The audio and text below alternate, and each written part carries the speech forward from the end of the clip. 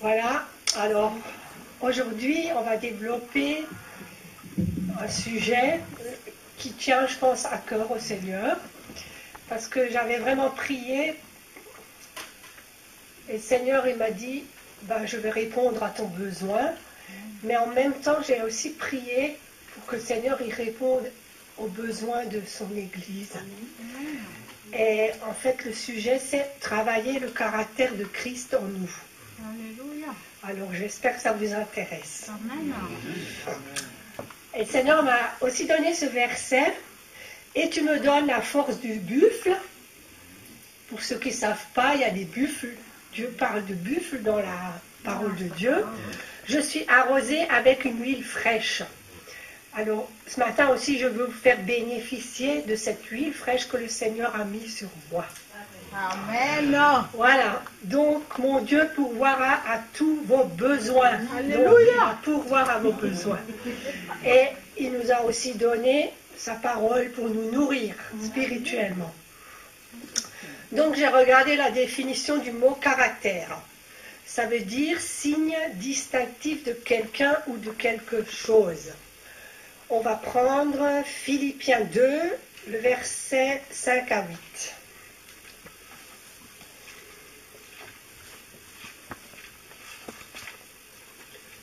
Je n'entends pas de page de Bible. Non. Je peux écouter.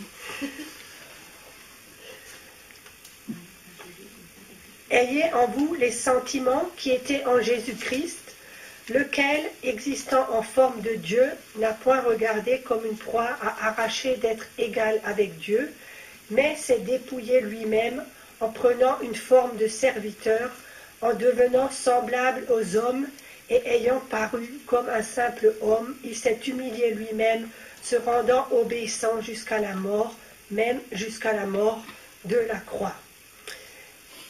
Donc déjà le verset 5, il nous dit « Ayez en vous les sentiments qui étaient en Jésus-Christ ».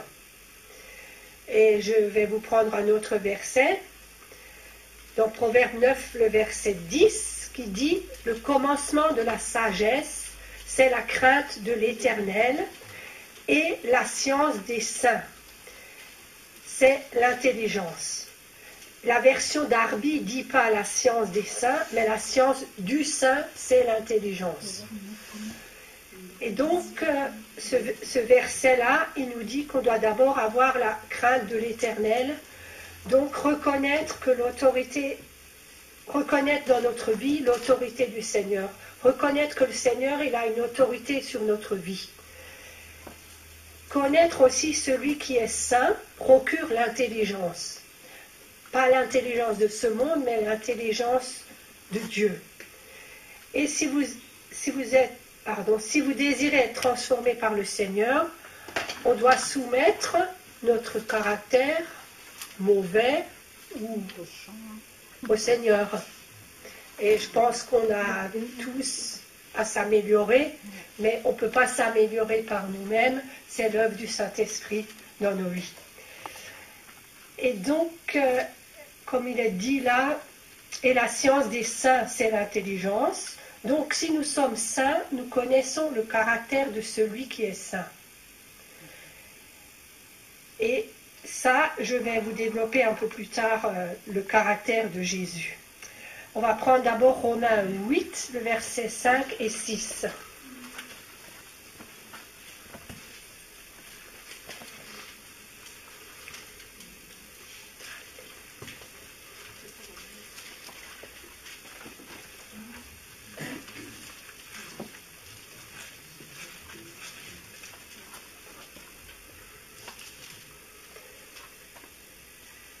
Ceux, en effet, qui vivent selon la chair s'affectionnent aux choses de la chair, tandis que ceux qui vivent selon l'esprit s'affectionnent aux choses de l'esprit. Et l'affection de la chair, c'est la mort, tandis que l'affection de l'esprit, c'est la vie et la paix, car l'affection de la chair est inimitié contre Dieu, parce qu'elle ne se soumet pas à la loi de Dieu et qu'elle ne le peut même pas. Or, ceux qui vivent selon la chair ne sauraient plaire à Dieu. Pour moi, vivre selon la chair, c'est l'égoïsme, c'est la méchanceté envers les autres, c'est la haine, c'est l'agressivité, c'est plein de choses, quoi. C'est ça, vivre selon sa chair, et c'est aussi faire du nombrilisme. Il n'y a que moi, il n'y a que moi, il n'y a que moi. Et ça, c'est... Bon, on apprend dans la vie, et quand on est jeune, on a ça tendance, on est tourné vers soi-même. Mais bon, il y a aussi des personnes d'un certain âge qui sont tournées toujours vers elles-mêmes. Et je crois qu'on doit aussi ouvrir notre esprit aux autres. Donc, en d'autres mots, ceux qui vivent selon leur propre nature se préoccupent de ses désirs. Mais ceux qui vivent selon l'esprit se préoccupent des désirs de l'esprit. L'esprit, le Saint-Esprit, qu'est-ce qu'il veut? Le Saint-Esprit, il veut qu'on ne soit pas égoïste, mais qu'on partage. Déjà que vous avez reçu tellement de choses de la part du Seigneur, partageons son amour. Les désirs de l'Esprit Saint mènent à la vie et à la paix. C'est ce qui nous est dit ici. Et si nous nous préoccupons des désirs de notre propre nature, cela nous mène à la mort. Ça veut dire spirituellement, bien sûr, mais aussi physiquement. Par exemple, si vous êtes dépendant de la drogue peut vous emmener prématurément à la mort physique. Et aussi, bien sûr, spirituelle. Parce que bon, si on se drogue, je ne pense pas qu'on connaisse le Seigneur, puisque le Seigneur, il veut vous libérer de tous ces liens. Et un des désirs du Saint-Esprit, c'est de former en nous le caractère de Christ. On a chanté « Jésus, tu es le centre » ce matin. Et quand j'ai préparé ce message, je me suis dit, ça serait vraiment un beau chant à chanter. Et j'ai rien dit à Lydie, hein.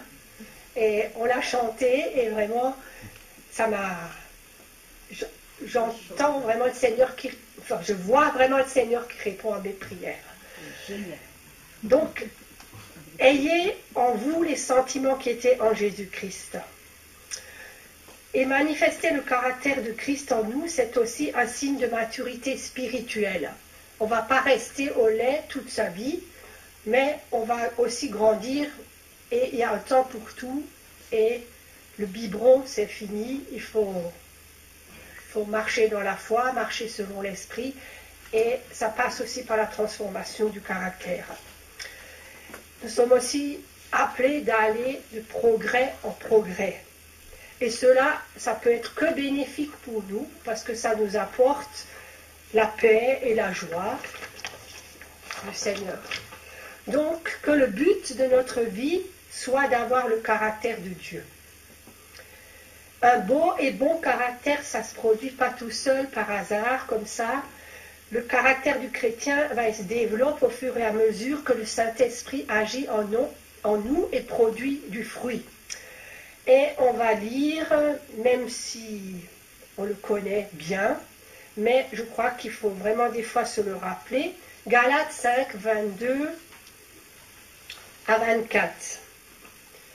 Ce sont les fruits de l'esprit. De l'esprit.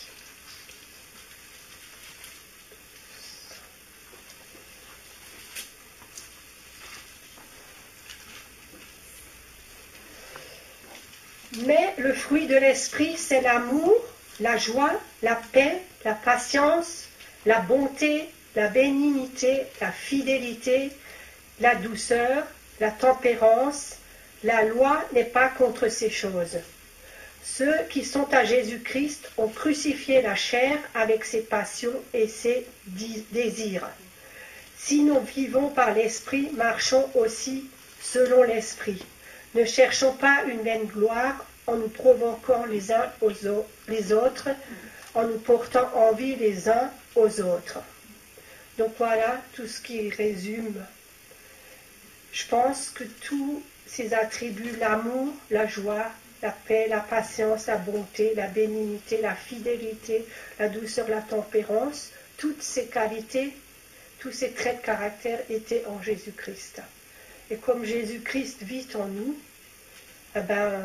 ils sont aussi en nous, mais des fois on a besoin de se rafraîchir la mémoire et de pouvoir exercer la fidélité, la douceur, par exemple, demander pardon parce que des fois on n'est pas très doux, on était agressif ou des fois on n'est pas non plus toujours joyeux comme la Bible dit.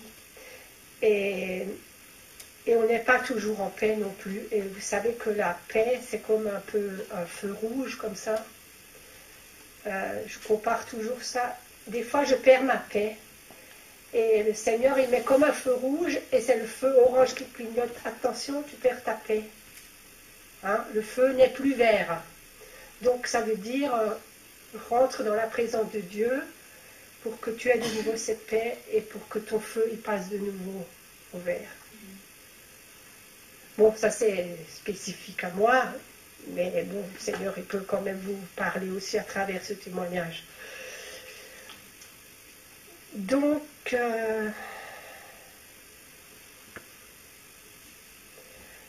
le Seigneur, il peut aussi vous demander si vous avez besoin. Demandez et vous recevrez. Si vous manquez de quoi que ce soit, de patience, de bonté, mais dites pas comme ça, Seigneur, donne-moi la patience, mais tout de suite. Hein? Voilà, mais le Seigneur, quand on lui demande quelque chose, si on en a besoin, ben, il nous le donne. Et pour nous approcher du Père, nous devons aussi passer par Jésus. 1 Jean 5, le verset 20. Donc je vais vous le lire. Nous savons aussi que le Fils de Dieu est venu et qu'il nous a donné l'intelligence pour connaître le véritable en son Fils Jésus-Christ. Jésus nous amène à mieux connaître le Père par le biais de son caractère et de son comportement sur terre, quand il était sur terre. Devenons vraiment les instruments du Seigneur. Pourquoi faire? On va devenir les instruments du Seigneur. Ben pour que le monde voit ce qui est en nous et qu'on puisse amener et gagner des âmes à Christ. Parce que c'est vrai, c'est mon plus grand désir. Et vous savez, il y a beaucoup de joie quand il y a un pécheur qui se repent dans le ciel. Mais quand vous voyez quelqu'un venir à Christ, que vous avez emmené quelqu'un au Seigneur, c'est une immense joie parce que c'est la plus belle chose qui peut lui arriver dans la vie de cette personne. Parce que moi aussi, un jour, on me l'a apporté et c'était vraiment le merveilleux cadeau qu'on a pu me faire. Parce que le Seigneur, c'est l'alpha et l'oméga, il est toujours vivant. Et quand on a toute sa vie comme ami, c'est quelque chose de merveilleux. Parce qu'on peut toujours se confier à lui. Et je sais qu'il est là aussi et qu'il veut vraiment nous emmener ce matin à aller de plus loin avec lui. Vous savez aussi tous que nous avons un Dieu qui nous aime, un Dieu d'amour, parce que Dieu est amour. Et nous avons aussi des principes et des valeurs qui ne nous permettent pas d'agir comme ceux qui sont sans Dieu, sans foi et sans loi. On ne doit pas agir comme les gens du monde. Dieu est le souverain dans nos vies. Et nous désirons, je pense ici tous, ressembler à Jésus, n'est-ce pas? Et nous désirons aussi que Dieu transforme nos vies. Mais la transformation de ta vie passe par la transformation de ton caractère. Et on va lire, j'ai approfondi une étude sur 2 traits de caractère qui étaient en Jésus. On va lire Apocalypse 5, le verset 5 et 6.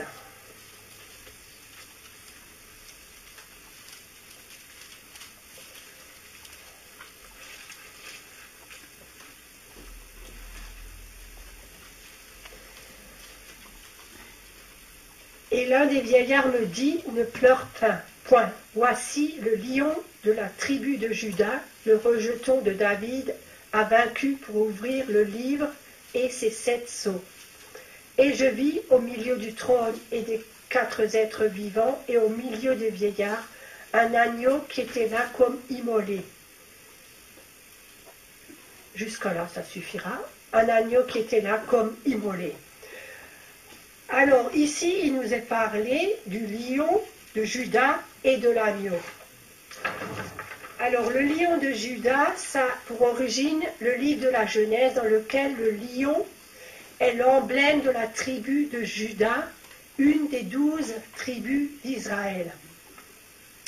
Donc, le lion dont il nous est parlé dans l'Apocalypse, c'est Jésus-Christ, qui est sorti de la tribu de Juda et de la race de David.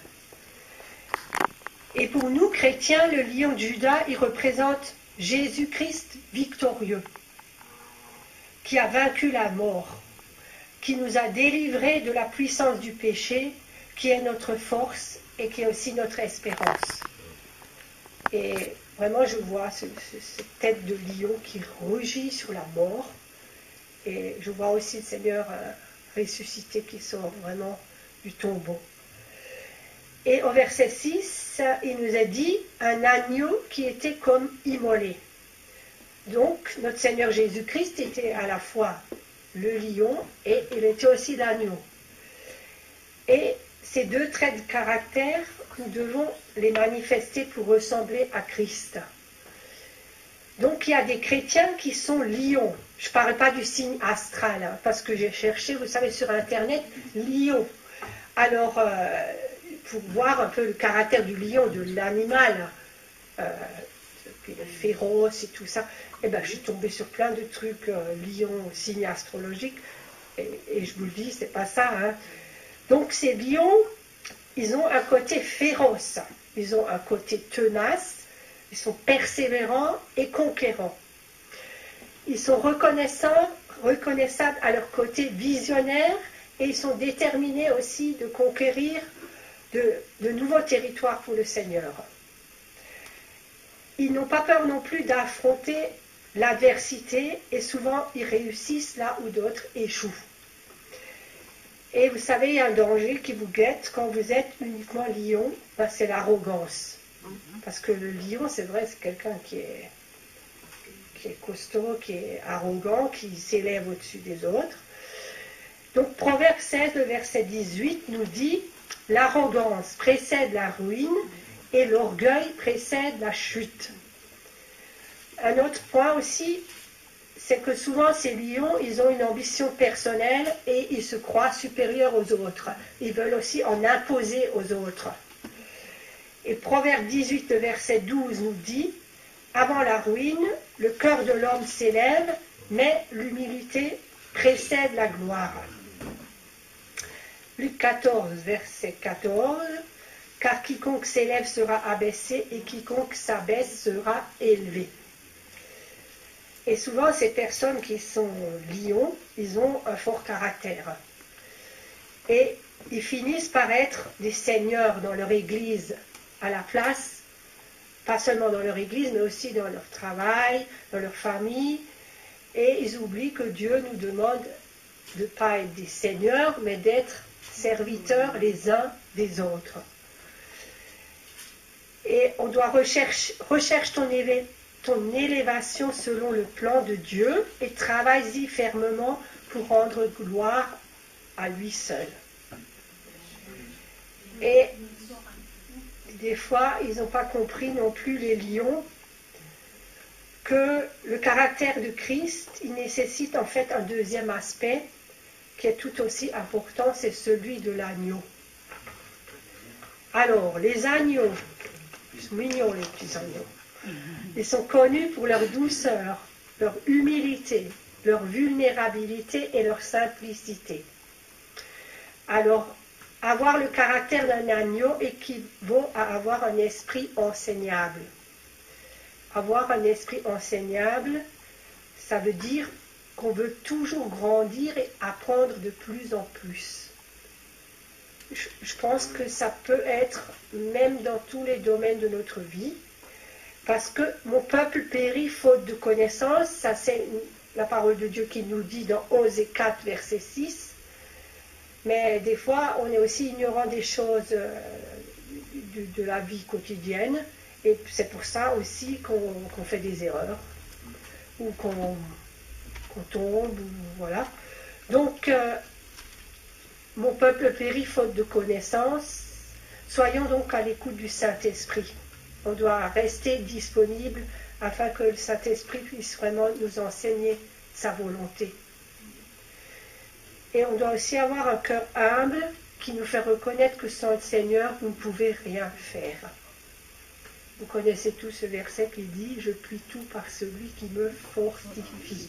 Donc, si vous avez des coups durs pendant la semaine, je puis tout par celui qui me fortifie. 2 Corinthiens 12, le verset 9, me dit aussi « Ma grâce te suffit, car ma puissance s'accomplit dans la faiblesse ». C'est un verset magnifique. Quand vous vous sentez faible, Dieu dit « Tu es fort ». Et même ici, quand je suis là devant vous, c'est pas évident. Le Seigneur m'a dit, tu fais quoi là, de ce verset? C'est dans ta faiblesse que ma puissance s'accomplit. Et si vous êtes uniquement aussi agneau dans la vie, le diable et les gens, ils vont vous écraser. Ils vont vous marcher sur les pieds et serviront de votre gentillesse et de votre douceur pour abuser de vous. Par contre, si vous avez un dosage équilibré du lion et de l'agneau en vous, vous êtes craint de l'ennemi. Alléluia. Hein? Donc, vous ne capitulez pas facilement devant l'adversité. Vous osez continuer à croire à l'impossible. Vous savez également que c'est ni par force, ni par puissance, mais par son esprit. Et que le Seigneur aussi, des fois, il peut transformer le mal en bien. Il peut changer les circonstances. Et même des fois, quand vous vous y attendez le moins, le Seigneur, il renverse la situation. Et même des fois, ça m'est aussi déjà arrivé, maintenant je n'ai pas un exemple concret, mais même si vous vous êtes mal conduit et que vous vous repentez devant Dieu, le Seigneur, il peut utiliser cette repentance et changer le mal en bien. Il peut quand même retourner la situation et que ce soit quand même en votre faveur. Mais ça, c'est que le Seigneur qui peut le faire. Hein, voilà. Alors, vous aimez aussi les gens et vous savez les écouter. Vous aimez être corrigé, ça, et vous êtes enseignable. Et vous savez aussi que si vous passez pas assez de temps dans la présence de Dieu, l'ennemi va vous cribler. Et ce matin, je veux vous encourager par ce message à persévérer. Hébreux 12, le verset 1.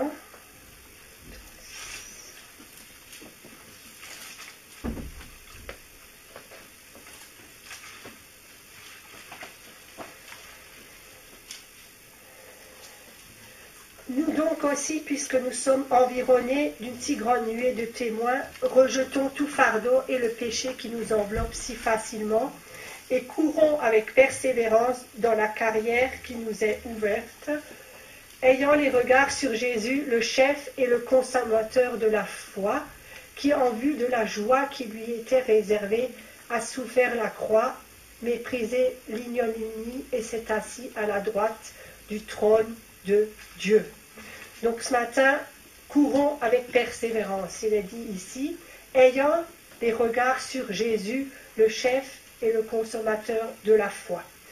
Et je suis tombée encore ce matin en relisant mon message sur Hébreux 10, 36, qui nous dit « Car vous avez besoin de persévérance, afin qu'après avoir accompli la volonté de Dieu, vous obteniez ce qui vous est promis. » Donc ce matin, on a besoin de persévérer dans la foi et aussi à devenir et à ressembler à Jésus de plus en plus. Donc, quand vous avez cet équilibre entre le lion et l'agneau, vous êtes libéré de toute aussi ambition personnelle. Vous ne voulez pas manipuler les gens, ni les écraser dans la foi pour parvenir à vos fins. Et vous n'abusez pas non plus de l'autorité que Dieu vous a donnée, mais vous l'utilisez pour réprimander l'ennemi et pour servir le corps de Christ. Et souvent, vous savez, ce sont les faiblesses de caractère qui ont fait chuter des hommes de Dieu célèbres. C'est parce qu'ils étaient faibles dans leur caractère. Et sans Christ en moi, je ne suis rien. Je puis tout par celui qui me fortifie. Donc, je peux aimer, je peux pardonner, je peux servir, je peux solutionner mes problèmes parce que Dieu, il a la solution à tous mes problèmes, quels qu'ils soient. Parce qu'il m'est déjà arrivé de chercher des solutions à mes problèmes terrestres dans la parole de Dieu. Et j'ouvre ma Bible et je tombe sur le verset qui répond et qui me donne la solution à mon problème. Et je peux même solutionner le problème des autres, parce que combien de fois j'ai prié pour des gens, enfin c'est réciproque, hein, vous pouvez prier, et le Seigneur, il solutionne le problème des autres. Et je veux aussi vous inviter à faire toutes choses pour la gloire de Dieu, et que la gloire revienne à Jésus. Amen.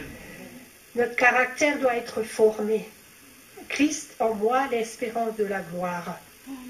C'est vrai qu'on veut toujours voir la gloire de Dieu.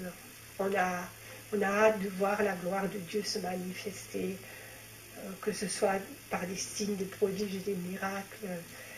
Et ne perdons pas courage. La Bible dit qu'on ne doit pas perdre courage. Jour après jour, demandons au Saint-Esprit de former en nous le caractère de Christ, afin que nous puissions refléter sa gloire. Voilà, et je veux juste terminer par la prière, et si mon mari a quelque chose à ajouter. Seigneur, c'est à toi seul que nous désirons ressembler. Merci parce que tu es un Dieu plein d'amour, et ce matin, tu nous accordes encore de refléter ton caractère dans chaque circonstance de nos vies, auxquelles on sera confronté. Merci Saint-Esprit de continuer à nous enseigner afin que nous reflétions jour après jour ton caractère et que des âmes soient gagnées à Christ. Nous te louons Seigneur parce que tu nous aimes d'un amour éternel, parce que tu es un Dieu vivant et encore aujourd'hui tu nous parles par ta parole et tu nous aides à marcher dans tes voies. Tu as un plan, une destinée pour chacun de nous. Merci Jésus pour ta parole parce qu'elle nous garde debout. Elle nous donne vraiment ce dont on a besoin. Je veux te bénir. Seigneur, nous voulons te dire aussi que nous t'aimons et nous voulons t'aimer parce que t'aimer, c'est aussi t'obéir. Car tu as des plans parfaits pour notre vie, Seigneur. Et nous voulons vraiment nous réfugier en toi et nous voulons porter du fruit jusque dans la vie éternelle. Seigneur, bénis chacun de mes frères et sœurs, que ta grâce et ta paix soient sur chacun de nous, que nous puissions grandir ensemble, Seigneur, et nous édifier les uns les autres, nous aimer les uns les autres. Merci, Seigneur Jésus. Amen. Amen. Amen.